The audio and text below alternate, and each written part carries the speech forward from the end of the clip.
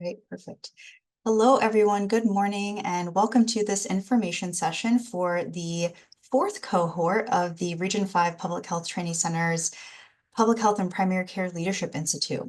Really excited to share information with you all today and then to be able to answer some questions that you may still have. So we'll just go ahead and dive into our agenda here.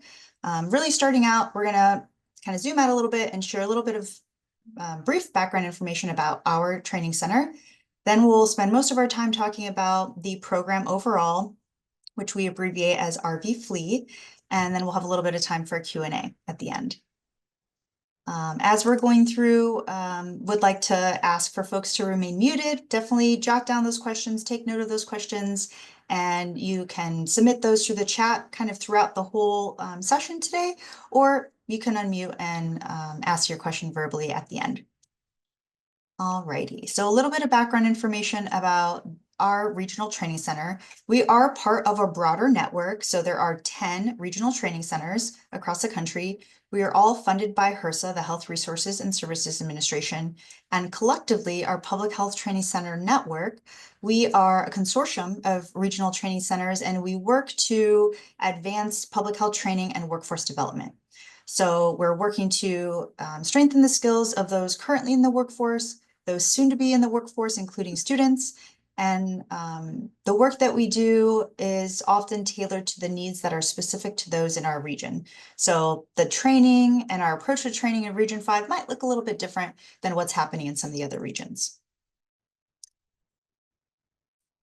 Okay, so a little bit more about what we do.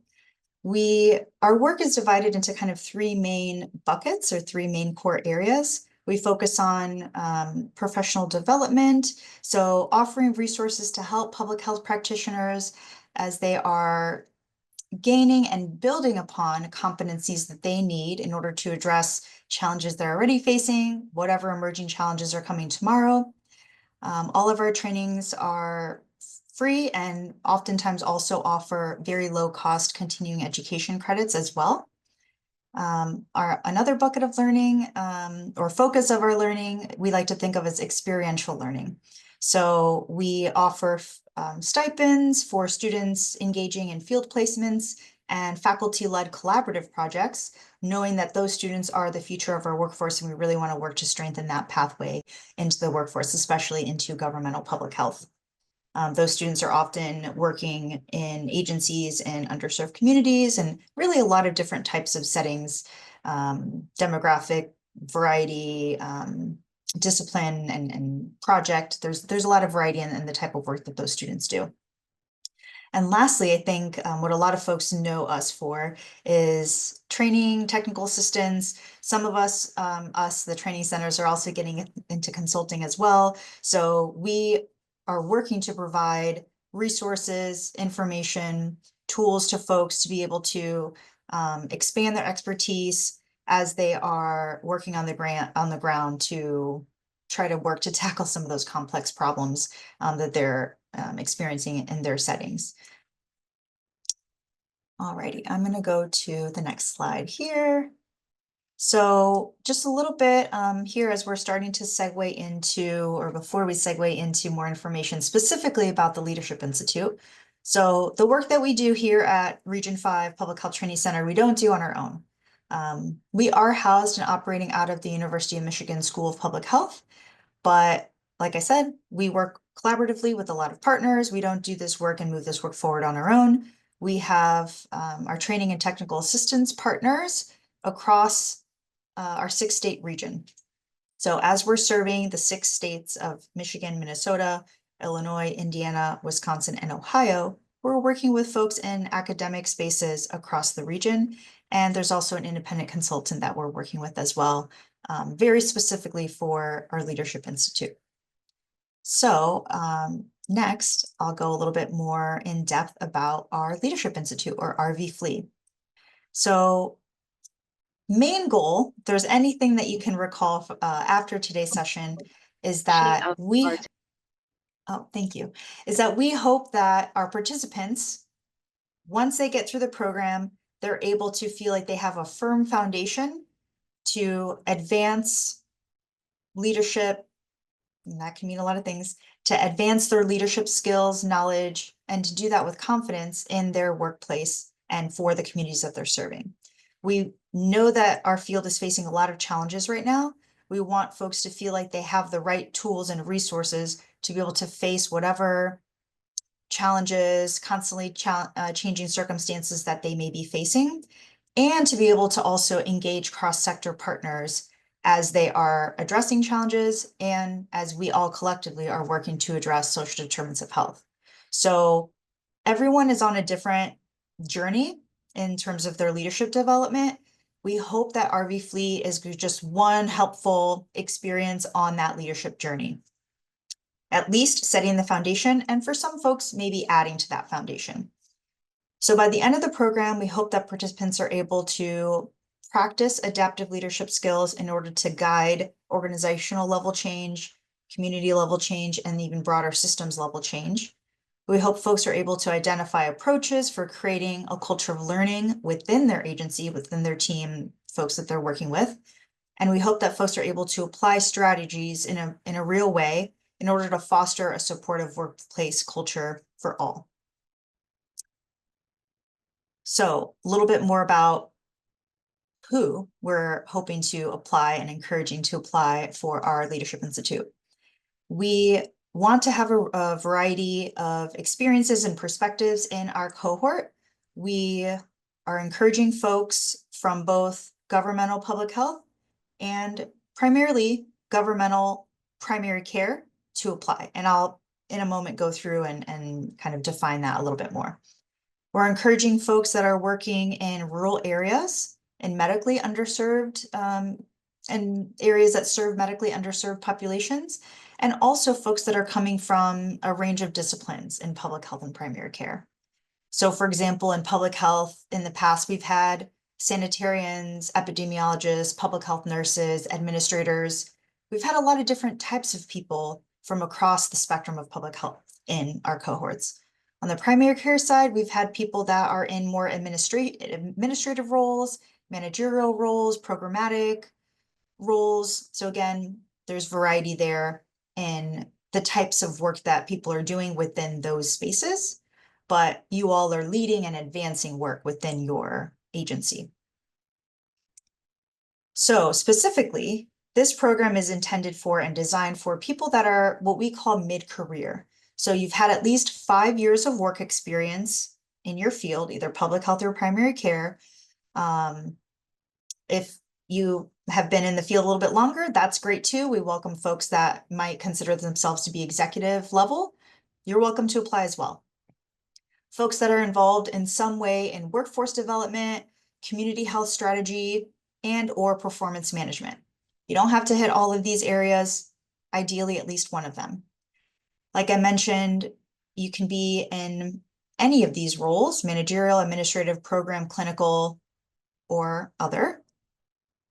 We are asking folks from the public health side to be working within state, local, or tribal health departments. And from the primary care side to be in federally qualified health centers or FQHCs or a lookalike organization. So if you don't really fit in one of those categories and you have a question and you think, well, I'm working in an organization that's kind of similar, feel free to reach out to us and we can address those questions kind of on a one-on-one basis. And like I mentioned, we encourage folks that are serving medically underserved communities, rural areas, that are serving in health professions shortage areas, and other high needs areas as identified by the Social Vulnerability Index.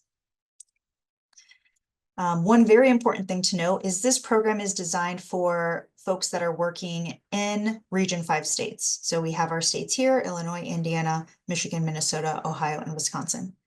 If you are working in a state that is not listed here, unfortunately, we will not be able to review and accept you to participate in this specific program. However, the other 9 regional training centers are all running their own versions of a Leadership Institute, so we can put you in contact with those centers if you're interested in learning more about their programs. Our cohort for this upcoming year will include, we're aiming for 38 people from across the region. We encourage people to apply as individuals. However, if there are people from the same agency that are interested in applying, you're more than welcome to, but we don't necessarily take that information into account as a plus or minus when we are reviewing the applications and making decisions. So just wanted to make sure to note that. Another question that had come in the registration, somebody had asked if I'm applying, and should I let my supervisor know?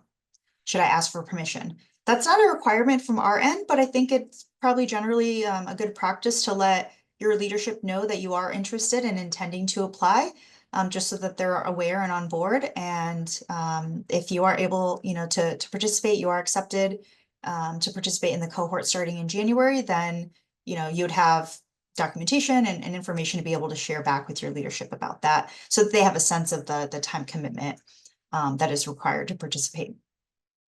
Applications are currently open. They're open through the month of October, and just those first couple of days in November, all applications will close just before midnight on Sunday, November 2nd, 2025 at 11:59 p.m. Eastern. So take note of that Eastern time point there.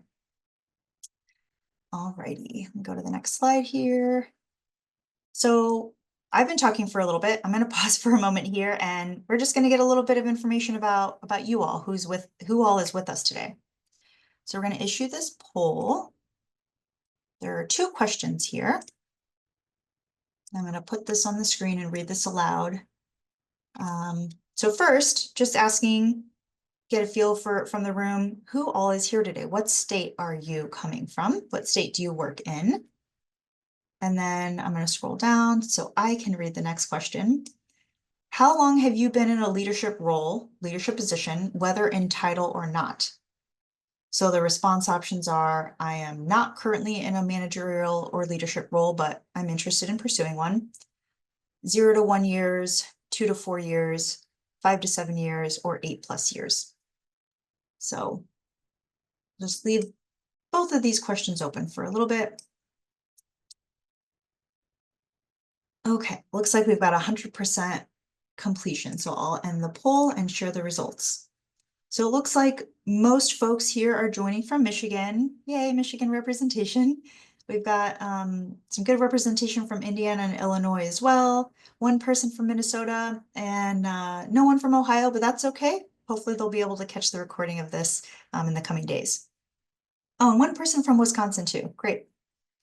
And for our second question, in terms of leadership experience, about 1/3 of the folks here are not currently in a formal role, managerial or leadership role, but interested in pursuing one. And then we see a kind of even spread, roughly even spread in those last couple of categories. So a few folks with 2 to 4 years, 5 to 7, or 8+.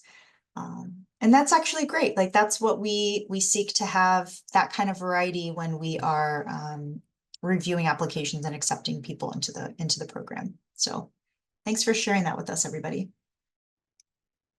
Okay, let me get this off the screen here and we'll go to the next slide. So a little bit more information about the application process.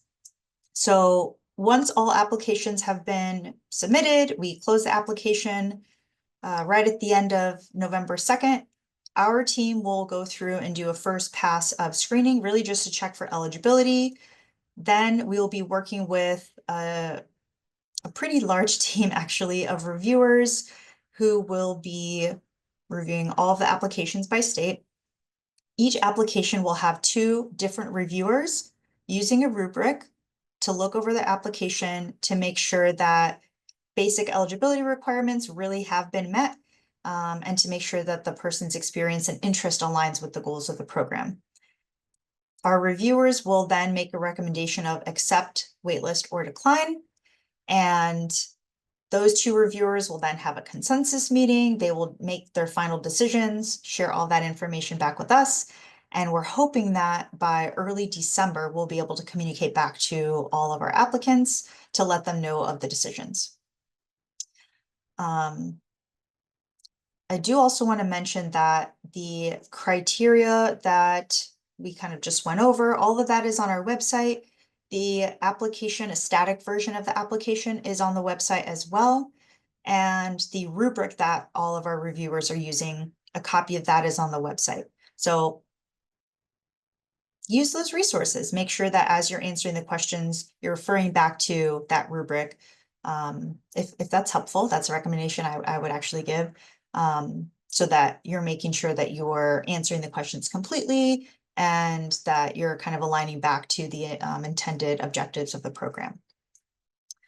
One other thing I think kind of goes without saying, for reviewers, we are looking for responses that indicate readiness, interest in learning and growing individually, and also kind of coming back and taking what you've learned back to your organization, and that all the questions are answered thoroughly. Giving like a 3-word answer probably isn't going to help you score very high, which I think we all know that, right? So another question that had come through in the registration, what happens if I'm not selected, or what if I don't make it into this cohort? We hope that we will have renewed funding in the future and be able to continue to offer this program. Regardless of that, we already have other existing leadership-oriented courses on our training catalog. So maybe Rhiannon, you can put this link in the chat here for our training library. There's one in particular called Leading Through Change. And that's something that we just launched actually not too long ago. So that's another asynchronous kind of work through your own, work on your own pace, at your own pace, if you're unable to take part in this longer cohort-based program. Thanks for putting that in the chat. Okay, a little bit more details about the program. So I mentioned before that it starts in January. It will run through 4 months and end in April. In January, we have 3 sessions that are going to occur weekly, back to back. And that's really just to make sure that we're setting some intention, putting time and energy towards building rapport as a cohort, and working through kind of the foundational, what we call adaptive leadership framework, that really is the core of the program. Then once we get to February, we will move to sessions that are bi-weekly. And by bi-weekly here, we mean every other week.